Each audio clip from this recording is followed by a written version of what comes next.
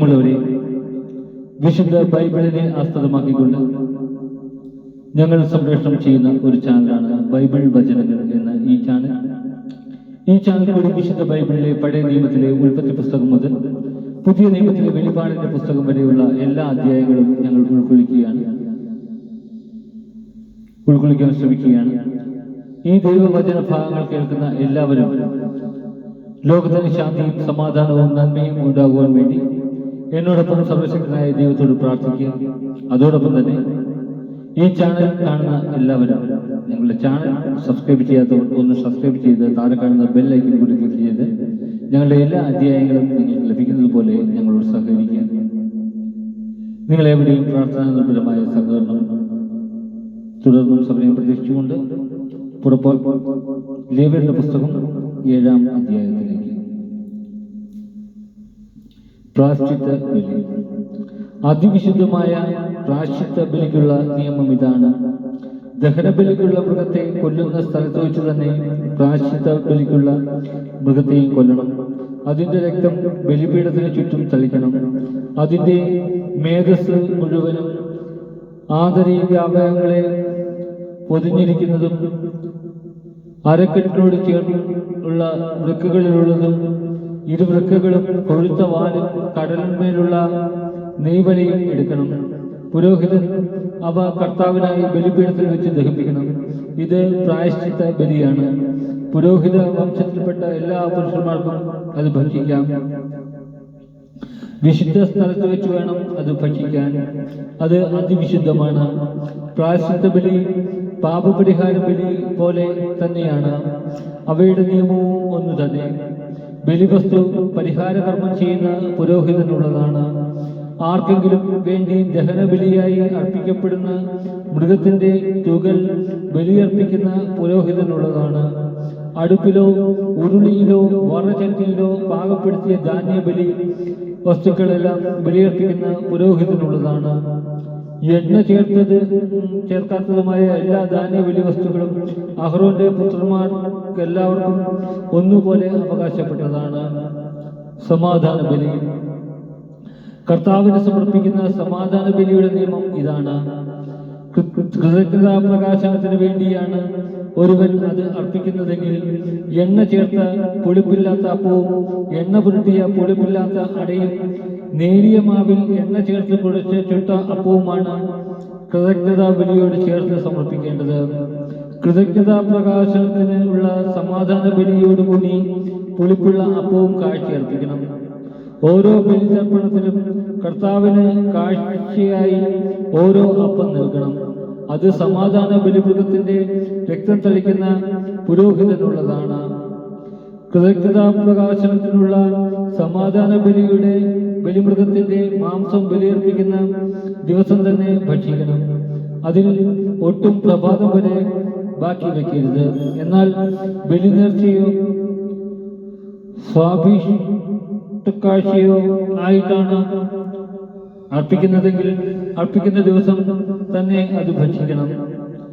അവശേഷിക്കുന്നത് പിറ്റേ ദിവസം ഭക്ഷിക്കാം. ബലിമൃഗത്തിന്റെ മാംസം 3-ാം ദിവസവും അവശേഷിക്കണമെങ്കിൽ അത് അഗ്നിയിൽ ദഹിപ്പിക്കണം. സമാധാന ബലിയുടെ മാംസം 3-ാം ദിവസം ഭക്ഷിക്കുകയാണെങ്കിൽ ബലി സ്വീകരിക്കപ്പെടുകയില്ല. സമർപ്പകന് അതിന്റെ ഫലം ലഭിക്കുകയുമില്ല. അത് അശുദ്ധമായിരിക്കും. ഭക്ഷിക്കുന്നവൻ കുറ്റമേൽക്കേണ്ടി വരും. അശുദ്ധ വസ്തുക്കളുടെ സ്പർശമേറ്റ മാംസം ഭക്ഷിക്കരുത്. അത് തീയിൽ ദഹിപ്പിച്ച് കളയണം. ശുദ്ധിയുള്ള എല്ലാവർക്കും മാംസം ഭക്ഷിക്കാം. എന്നാൽ അശുദ്ധനായിരിക്കെ ആരെങ്കിലും കർത്താവിന് അർപ്പിക്കപ്പെട്ട സമാധാന ബലിയുടെ മാംസം ഭക്ഷിച്ചാൽ അവൻ സ്വജനത്തിൽ നിന്ന് വിച്ഛേദിക്കപ്പെടണം. അശുദ്ധമായ ഏതെങ്കിലും ഒന്നിനെ, മാനുഷിക മാലിന്യത്തെയോ അശുദ്ധമായ മൃഗത്തെയോ നിന്ദ്യമായ എന്തെങ്കിലും അശുദ്ധ വസ്തുവിനെയോ സ്പർശിച്ചതിനു ശേഷം കർത്താവിന് അർപ്പിക്കപ്പെട്ട സമാധാന ബലിയുടെ മാംസം ഭക്ഷിക്കുന്നവൻ സ്വജനത്തിൽ നിന്ന് വിച്ഛേദിക്കപ്പെടണം. കർത്താവ് മോശയോട് അരുളിച്ചെയ്തു, ഇസ്രായേൽ ജനത്തോട് പറയുക, നിങ്ങൾ കാളയുടെയോ ചെമ്മരിയാടിന്റെയോ കോലാടിന്റെയോ മേധസ് ഭക്ഷിക്കരുത്. ചത്തതോ വന്യമൃഗങ്ങൾ കൊന്നതോ ആയ മൃഗത്തിന്റെ മേധസ് ഒരു കാരണവശാലും ഭക്ഷിക്കരുത്. അത് മറ്റാവശ്യങ്ങൾക്ക് ഉപയോഗിക്കാം.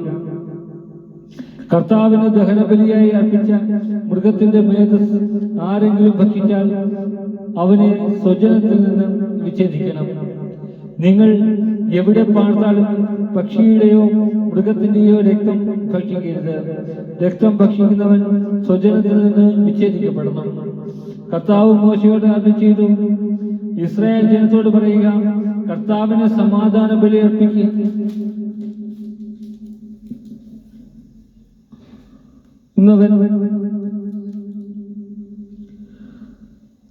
തന്റെ ബലിവസ്തുവിൽ ഒരു ഭാഗം അവിടത്തേക്ക് പ്രത്യേക കാഴ്ചയായി കൊണ്ടുവരണം. കർത്താവിനുള്ള ദഹന ബലി വസ്തുക്കൾ സ്വന്തം കൈകളിൽ തന്നെ അവൻ കൊണ്ടുവരട്ടെ. ബലിമൃഗത്തിന്റെ നെഞ്ചോടൊപ്പം മേധസ്സും കൊണ്ടുവരണം. നെഞ്ച് അവിടുത്തെ മുമ്പിൽ നീരാജനം ചെയ്യണം. മേധസ് പുരോഹിതൻ ബലിപീഠത്തിൽ വെച്ച് ദഹിപ്പിക്കണം. എന്നാൽ നെഞ്ച് അഹറോനും പുത്രന്മാർക്കുമുള്ളതാണ്. സമാധാന ബലിക്കുള്ള മൃഗത്തിന്റെ വലത്തെ കുറക് പ്രത്യേകം കാഴ്ചയായി പുരോഹിതന് നൽകണം. വലത്തെ കുറക് സമാധാന ബലിയുടെ രക്തവും മേധസ്സും അർപ്പിക്കുന്ന അഹറോന്റെ പുത്രനുള്ളതാണ്. നീരാജനം ചെയ്ത നെഞ്ചും അർപ്പിച്ച കുറുകും ഇസ്രായേൽ ജനത്തിൽ നിന്നുള്ള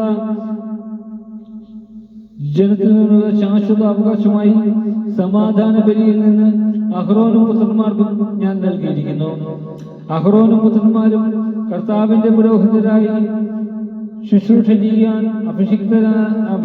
അഭിഷിക്തരായ ദിവസം അവിടുത്തെ ദഹനബലികളിൽ നിന്ന് അവർക്ക് ലഭിച്ച ഓഹരിയാണിത്. ഇത് അവർക്ക് നൽകണമെന്ന് അവരുടെ അഭിഷേക ദിവസം കർത്താവ് ഇസ്രായേൽ ജനത്തോട് കൽപ്പിച്ചിട്ടുണ്ട്. ഇത് തലമുറ തോറും അവരുടെ ശാശ്വതാവകാശമാണ്. ദഹനബലി, ധാന്യബലി, പാപപരിഹാര ബലി, പ്രായശ്ചിത്ത ബലി, സമാധാന ബലി, അഭിഷേകം എന്നിവ സംബന്ധിച്ചുള്ള നിയമമാണിത്. സീനായ് മരുഭൂമിയിൽ വെച്ച് തനിക്ക് ബലികൾ അർപ്പിക്കണമെന്ന് ഇസ്രായേൽക്കാരോട് കൽപ്പിച്ച നാളിലാണ് സീനായ് മലയിൽ വെച്ച് കർത്താവ് മോശയോട് ഇങ്ങനെ ആജ്ഞാപിച്ചത്. നമ്മുടെ കർത്താവായ മിശിഹായ്ക്ക് സ്തുതി.